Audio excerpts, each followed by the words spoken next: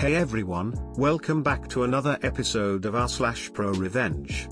In today's episode, how I got my boss fired when he tried to fire me. After that, my ex-advisor plagiarized my work, so I exposed her and that cost her job. Finally, my co-worker destroyed the PTA. Before we get into today's episode, remember to subscribe so you never miss another of our videos. How I got my boss fired when he tried to fire me. Starting out, let me explain why there wasn't a mass walkout and I am the only one that quit despite us basically being terrorized and treated like slaves. The job market was in shambles in my city at that time with something like a 40% unemployment rate. I knew someone with a doctorate degree in theoretical physics working at a local fast food joint as it was literally the only place hiring. The city had quick access to 4 research universities but he got downsized due to lower admission rates. He is now the dean of the physics department at his former school. To quit any job, no matter how bad, was financial suicide and a guarantee that you would not find a new one. I always worked customer service, food service, and hospitality since I was 14. At 24, I decided it was time to find a job with benefits and potential for career advancement, so I took a job stocking shelves overnight with a global monstrosity that started out as a mom-and-pop store. I felt right at home. I worked hard and constantly took the worst jobs and the worst days off to make sure I would be there on the weakest staffing days to rub elbows with management. If there was anything that occasionally came up that no one on the shift was trained to do, I would come in on my day off, without pay, to get trained how to do the task, like keys, paint, accounting issues, etc., to become less disposable and more versatile. It worked, and 10 months in I found myself with an offer to promote to low-level management starting January 1st. Starting the weekend before Thanksgiving, the overnight manager started to understaff shifts, to preserve his end-of-year bonus, and acted surprised when people called out. He would then bully us into staying over with threats of write-ups for not finishing our assigned stocking tasks. Upper management was notorious for just signing off on write-ups without looking into their validity, so each staff being assigned 13+ hours of labor to complete alone in 6 hours, while typically it was approximately 4.5 hours to account for tending to customers as well, was no defense. Since an employee could only get 2 of those write-ups in a rolling 13-month period before termination, we all would stay over, as well as skip our breaks and lunches to finish. Those write-ups were also less job-threatening as he would simply turn a blind eye to us clocking out for break/lunch and returning to work. But there was a catch, since any approved overtime would count against his $73,000 bonus, approximately 11 cents per approved hour. He would never file the approval forms for the overtime. This meant that it was considered unapproved, meaning that we were required to get approval to cut hours off our regular shifts to equal out what we stayed over. He, of course, never approved us to cut those hours. This was resulting in weekly write-ups, from the same manager, for unapproved overtime on those of us that made it to work every day despite the weather and missed holiday get-togethers with our families. Every week we would get our write-up and he would get praise for getting everything done with less approved staffing hours than typically allocated. Thankfully, write-ups for unapproved overtime didn't carry a lot of weight, but for 3 months they counted against your points for promotion opportunities. This went on until the week before Christmas. When I got my weekly write-up, I was told by the store manager, who offered me my promotion, I would be suspended for overtime abuse the next time my manager submitted a write-up for unapproved overtime hours. Determined to not lose my promotion, I started telling the manager no. The second time I refused to stay over without him signing an overtime approval form and giving me a physical signed copy. Before I hit overtime, he wrote me up for abusive actions towards a member of management and actions with intent to undermine the integrity of management and store policies. This instantly cost me my promotion, which greatly upset me, and then, like the idiot he is, he left me alone in his office to sign the write-ups and the acknowledgement that I was no longer promoting.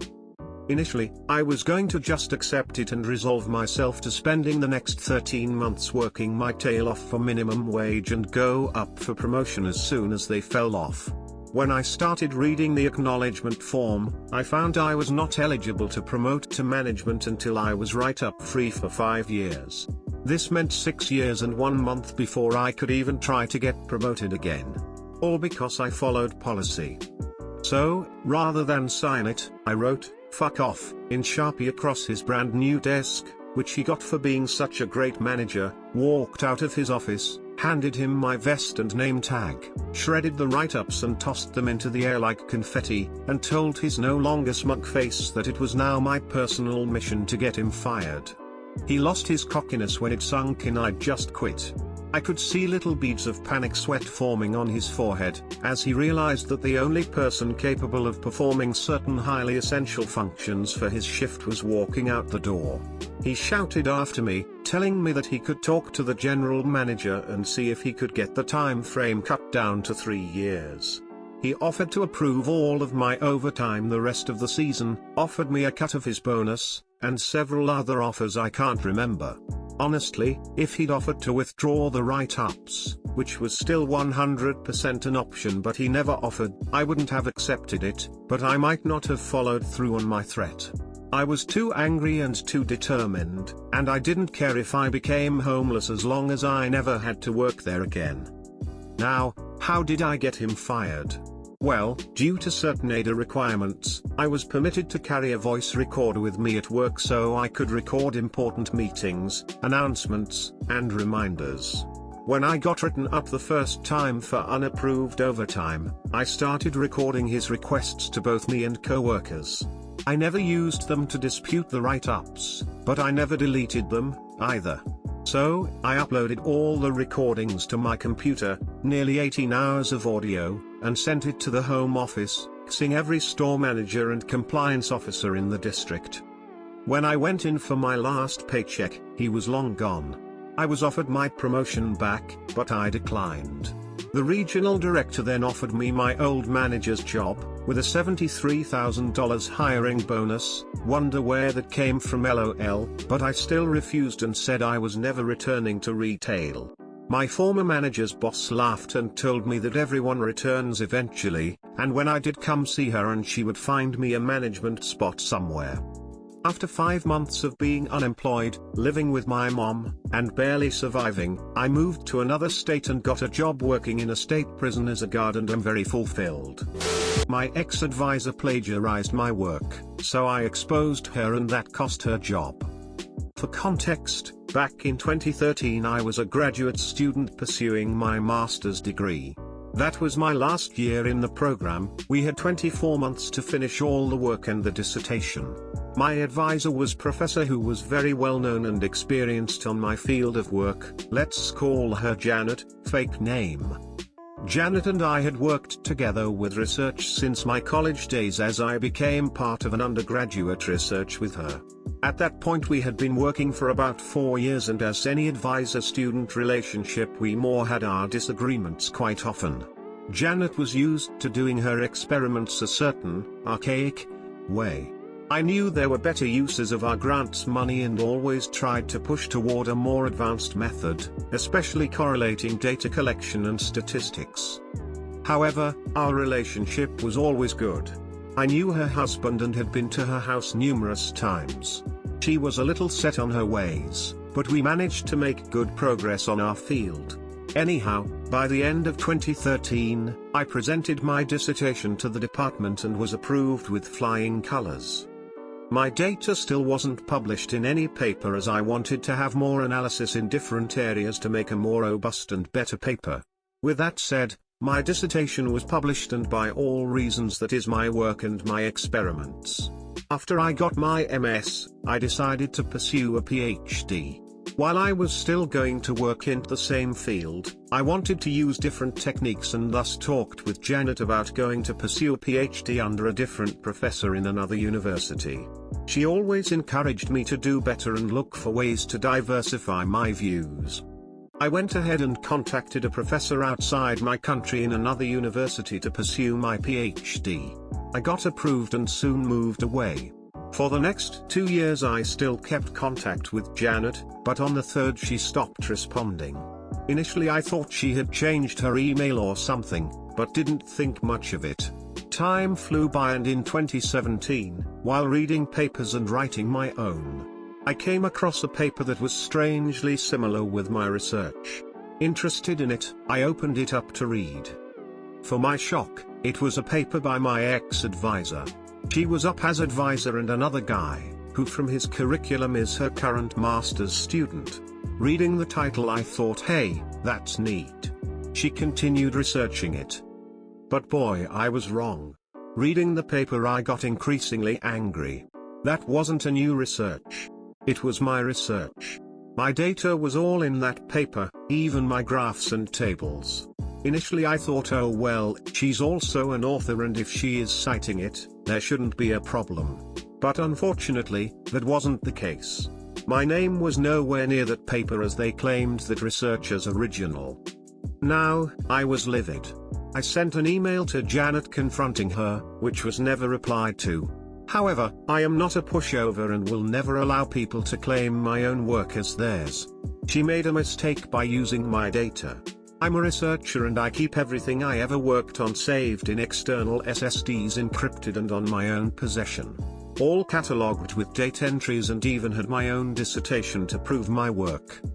In my country, research is financed by the governmental grants. I wrote an email to the dean of the grants institution, explaining all the situation, with proof of everything. I also sent an email to journal in which that was published contesting their paper and explaining everything. It didn't take longer than 15 days for me to get a follow-up. The institution responsible for the grant was furious. They cut all financial aid for her and her student, and made a formal requirement to the university requesting her immediate termination. The journal retracted the paper and is now suing her for plagiarism. Now, after all these years, I learned that she was indeed fired and haven't been able to work in the field ever since. I never met her again and have no intention of ever doing so. Now, my work is published and I'm recognized by my contributions in the field. Maybe that was a petty thing to do. But I couldn't allow people to get away with claiming my work as theirs. My co-worker destroyed the PTA. I worked in a state senator's office with a very smart and capable mom.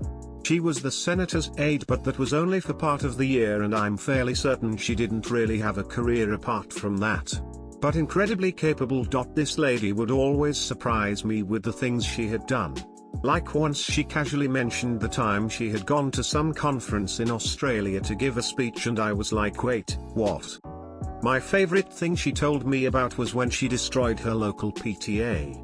So in the States we have these organizations called parent-teacher associations. It's a national organization with local chapters for different schools. They exist to foster relations between parents and teachers, but usually just turn into lots of Karens making unnecessary rules, getting upset over stupid things, and generally causing problems. Usually staffed by the type of people who like to create and solve problems to justify their existence. Sort of like an hoe for schools. Anyway, this lady was no Karen. She didn't create problems, she solved them. She hated the PTA at her children's school. It was always causing problems and had budget problems. When it finally began getting field trips and recess band and wasting fundraising money and membership dues on administrative costs, among other issues, she decided she had had enough. She joined the PTA, worked her way through its ranks, volunteered at all the events, ran for office, and became president of the PTA. She then used the bylaws and her influence to disband the chapter. The kicker is then she created her own local club to replace the PTA, one that wasn't influenced by a national parent organization and bureaucracy. She was able to raise tons of money for awesome events, projects, and trips for the students and ran the club way more effectively than the PTA had ever been. And everyone at the school lived happily ever after. Such a cool lady. If you made it to the end, thanks for watching. Please remember to show your support and subscribe to the channel, and we'll see you in the next video.